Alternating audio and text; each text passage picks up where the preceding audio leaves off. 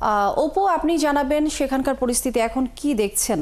ছাত্র শিবিরের প্যানেলের যে বিপি প্রার্থী এবং জিএস প্রার্থী তারা কিন্তু কিছুক্ষণ আগে ঠিক 8টা 5 মিনিটে এই সিনেট ভবনে এসে পৌঁছেছেন এবং তাদের যে কর্মী সমর্থকরা রয়েছেন তারাও কিন্তু এই সিনেট ভবনের ভিতরে রয়েছেন এবং কেন্দ্রীয় ছাত্র শিবিরের সভাপতি তিনিও কিন্তু এখানে রয়েছেন। এছাড়াও কিন্তু অন্যান্য যে সকল প্যানেলের সমর্থক যারা রয়েছেন তারাও কিন্তু এখানে রয়েছেন। রিটার্নিং কর্মকর্তারাও কিছুক্ষণ আগে এসে পৌঁছেছেন, হয়তো কিছুক্ষণ পরেই তারা এখানে যে আনুষ্ঠানিক ফলাফল ঘোষণা করেন সেটি হয়তো জানাবেন। যে এর আগে কিন্তু এখন পর্যন্ত কিন্তু 16টি কেন্দ্রের তথ্য আমরা পেয়েছি। এতে কিন্তু ভিপি প্রার্থী সাদিক কায়েম 12,935 ভোট পেয়ে এগিয়ে রয়েছেন।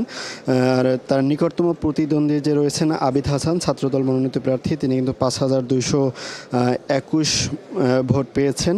আর উমামা ফাতেমা যিনি রয়েছেন তিনি 2,940 ভোট পেয়েছেন। এছাড়া জিএস প্রার্থী যিনি রয়েছেন ফরহাদ, তিনি কিন্তু 9,538 ভোট পেয়েছেন এবং হাবিম যিনি 4,875 ভোট পেয়েছেন। আর দুটি কেন্দ্র ফলাফল বাকি আছে, সেটি হয়তো কিছুক্ষণের ভিতরে আমরা পেয়ে যাব, তখন কিন্তু জানাতে পারবো। তবে আনুষ্ঠানিকভাবে যে ফলাফল ঘোষণা এখন পর্যন্ত কিন্তু সকালের পর থেকে শুরু হয়নি। এটি ছিল সকাল 6টা পর্যন্ত আপডেট। এছাড়া এখানে শিবির সমর্থিত যে সকল প্রার্থী রয়েছে তাদের সাথে আমরা কথা বলেছি এবং তাদের যে সমর্থক রয়েছে তারা যেটি বলছেন যে আনুষ্ঠানিক ফলাফল ঘোষণার আগ পর্যন্ত তারা আসলে কোনো আনন্দ বা উচ্ছ্বাস করছেন না। তারা কিন্তু মূল যে ফলাফল ঘোষণা করবেন তার জন্য কিন্তু তারা এখন পর্যন্ত এখানে অপেক্ষমান রয়েছেন এবং 8টা 5 মিনিটে ভিপি ছাত্র শিবির মনোনীত প্রার্থী যারা রয়েছেন, ভিপি প্রার্থী এবং জিএস প্রার্থী, তারা কিন্তু এসে এখানে পৌঁছেছেন। এর আগে গতকাল রাত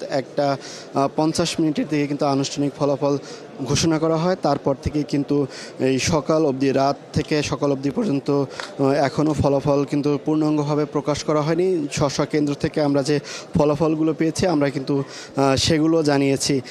এছাড়া এই যদি আরেকটু যোগ করি যে ছাত্রদল মনোনীত যে ভিপি প্রার্থী আবিদ, তিনি কিন্তু এই ফলাফল প্রত্যাখ্যান করেছেন, ভোট কারচুপির অভিযোগ এনেছেন এবং যে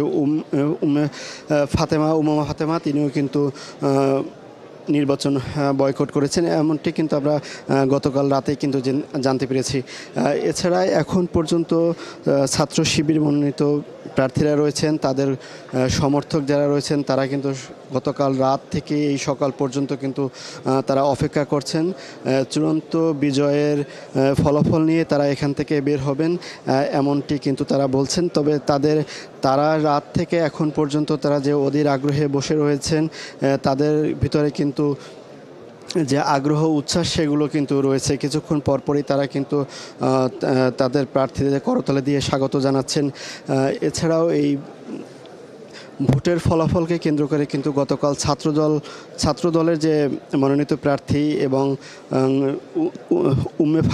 উমামা ফাতেমা, তারা কিন্তু নির্বাচন বয়কট করলো। কিন্তু এই ফলাফলকে কেন্দ্র করে কিন্তু গতকাল শাহবাগ, নিউ মার্কেট সহ ঢাকার বিভিন্ন জায়গায় কিন্তু ছাত্রদল এবং বিএনপির অঙ্গ সংগঠন নেতাকর্মীরা জড়ো হন, এমন অভিযোগটিও কিন্তু তারা করেছেন।